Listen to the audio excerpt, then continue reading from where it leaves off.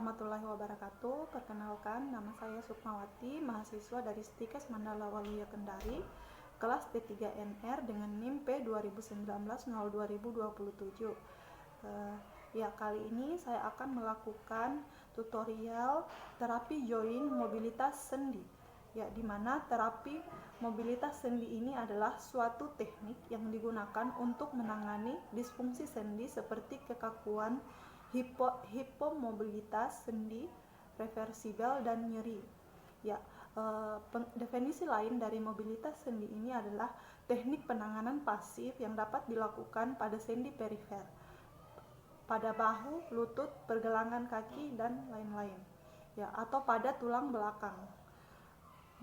Mobilisasi merupakan gerakan pasif yang dilakukan oleh fisioterapis pada kecepatan yang cukup lambat sehingga pasien dapat menghentikannya. Teknik yang diaplikasikan dapat berupa gerakan osilasi, staccato, atau penguluran secara kontinu untuk meningkatkan mobilitas dan mengurangi nyeri, baik dengan gerakan fisiologis atau gerakan aksesori. Manfaat dari terapi mobilitas join sendi ini yaitu untuk mencegah kekakuan pada sendi, dan indikasi dilakukannya terapi mobilitas join sendi yaitu pada pasien yang mengalami fraktur atau cedera pada bagian ekstremitas bawah. Sementara kontraindikasi dari terapi mobilitas join sendi ini yaitu pada pasien yang mengalami hypermobilitas, efusi sendi, serta inflamasi. Prinsip umum aplikasi mobilisasi sendi yang aman dan efektif yaitu yang pertama, pasien harus rileks agar pemberian mobilisasi pada sendi bisa maksimal dan adekuat. Yang kedua, pasien harus seimbang, baik pada posisi duduk maupun posisi berbaring. Yang ketiga, terapis harus memegang atau menjaga kontak dengan pasien pada bagian yang akan ditreatment. Yang keempat, satu bagian harus dipegang stabil atau difiksasi saat bagian yang lain dimobilisasi. Yang kelima, jangan berikan tekanan pada bagian yang nyeri atau spasme, terlebih lagi pada daerah yang terdapat nyeri regang. Yang keenam, bila memungkinkan, gunakan force minimum untuk mencapai peningkatan gerak suatu sendi. Mungkin demikian penjelasan singkatnya. Untuk lebih jelasnya, Anda bisa simak pada tutorial video berikut ini. Mungkin langsung saja kita lakukan atau kita praktekkan gerakan-gerakannya. Pertama yaitu gerakan tibio-femoral distraction. Tujuan dari gerakan ini yaitu untuk menilai kuantitas dan kualitas dari joint plate, dan juga untuk mengurangi nyeri dan meningkatkan mobilitas pada knee joint. Pertama, kita posisikan pasien dalam keadaan duduk. Lalu posisi kita berada di bawah pasien, dan posisi tangan kita berada tepat di atas engkel dan pergelangan bawah pasien. Pergelangan bawah pasien. Seperti ini. Usahakan bahu kita sejajar dengan engkel. Lalu lakukan traksi di grade 1, 2, dan 3 sepanjang longitudinal tibia. Lakukan gerakan seperti ini.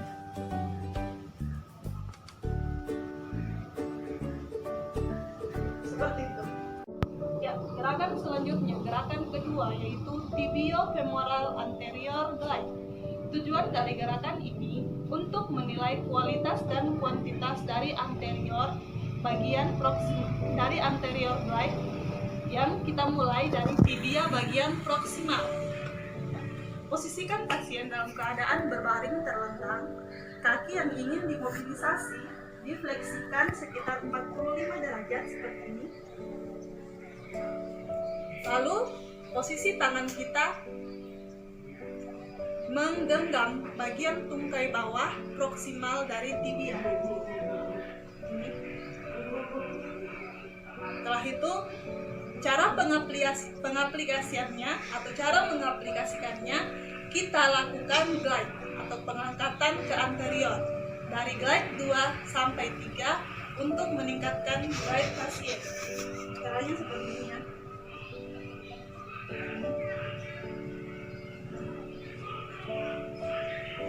Seperti itu.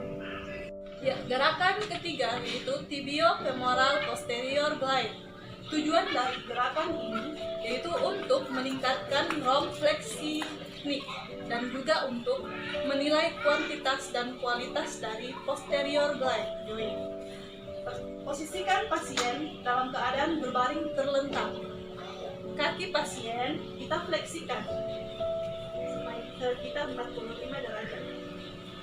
Dan posisi kita duduk tepat di area kaki yang akan difleksikan. Dan tangan kita menggenggam tepat di bawah lutut pasien. Seperti ini. Untuk gerakannya sendiri, yaitu dengan mendorong lutut pasien ke depan. Tangan kita bertumpu pada ibu jari.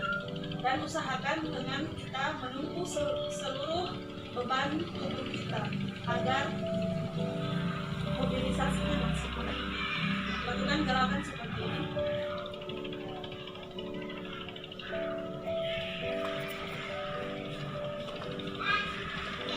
Seperti ini.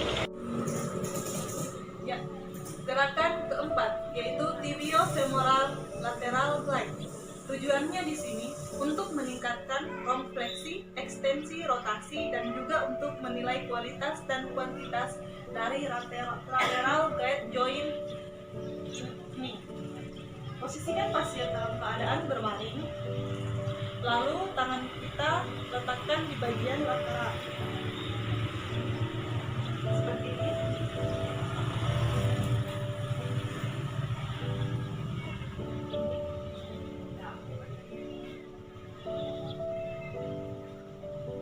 Cara mengaplikasikannya yaitu grade 2 dan 3 pada lateral dengan menggerakkan ke depan.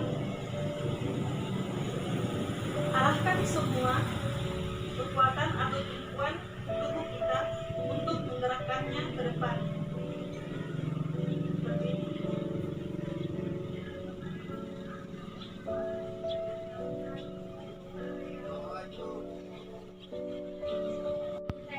Selanjutnya untuk gerakan kelima, yaitu gerakan tibiofemoral medial glide. Tujuannya untuk menilai kuantitas dan kualitas dari median glide joint, termasuk hand feel. Posisi awal pasien dengan berbaring terlentang.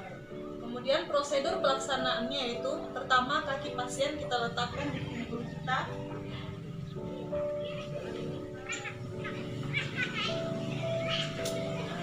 Lalu satu tangan di atas dan satu di bawah lutut. Lalu pijat dengan menumpukan seluruh beban tubuh ke tangan. Seperti ini.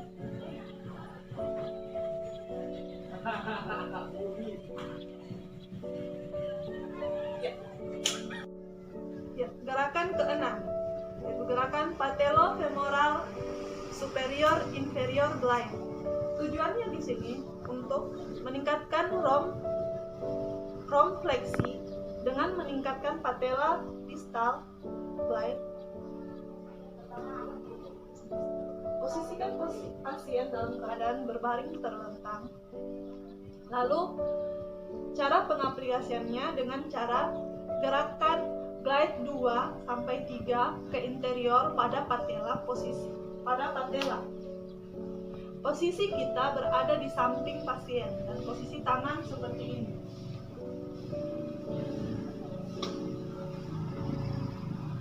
Usahakan tumpuan beban berat badan kita berada pada lengan agar mobilisasinya maksimal. Seperti ini.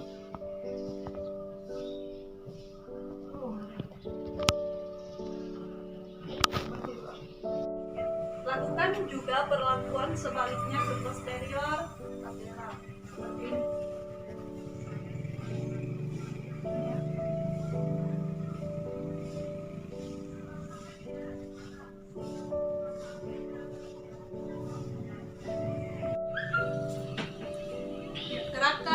terakhir, yaitu patellofemoral medial lateral. Baik. Tujuannya di sini untuk meningkatkan pergerakan. Posisi pasien dalam keadaan sama seperti tadi, itu berbaring terlentang.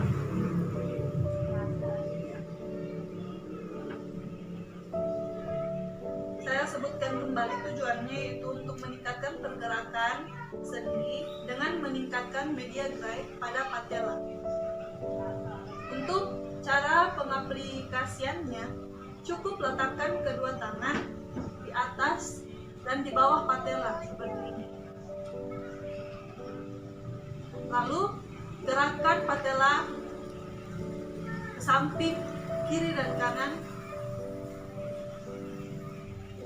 Perhatikan lengan Anda agar semua berat badan tertumpu pada lengan. Tujuannya di sini untuk memaksimalkan mobilisasi yang akan kita lakukan. Gerakannya seperti ini ya. Ya, demikian video tutorial terapi mobilitas joint sendi yang dapat saya buat. Semoga bermanfaat. Sekian dari saya. Akhir kata billahi taufiq wal hidayah. Wassalamualaikum warahmatullahi wabarakatuh.